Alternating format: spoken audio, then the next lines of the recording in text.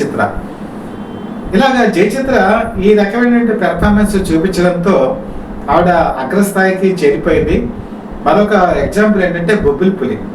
బొబ్బిలి పులి సినిమాకి మరి ఆ రోజు ఆల్ ఇండియా నెంబర్ 1 హీరోయిన్ కింద శ్రీదేవి రూపాంతరం చెందుతోంది. ఈ సినిమాలో కూడా హీరోయిన్ శ్రీదేవి, కానీ జయచిత్ర కూడా ఒక మంచి నటి, ఈవిడ కూడా ఉంది.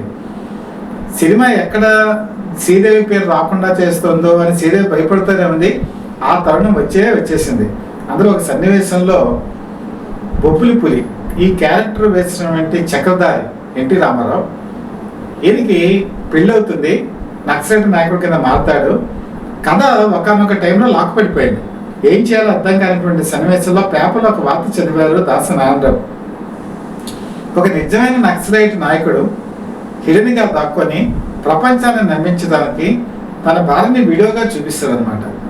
ఆ సన్నివేశాన్ని యాజిడేస్గా ఈ సినిమాలో పెట్టారు. ఒక దేవాలయంలోకి వెళ్ళి తన బొట్టు చెరిపేసి, అలాగే కుంకుమ అవన్నీ కూడా తీసేసి, తర్వాత గాజులు పగలగొట్టుకొని ఒక విధవలాగా, అంటే విడోలాగా ఉండేటువంటి ఒక సన్నివేశం ఇందులో ఉంటుంది.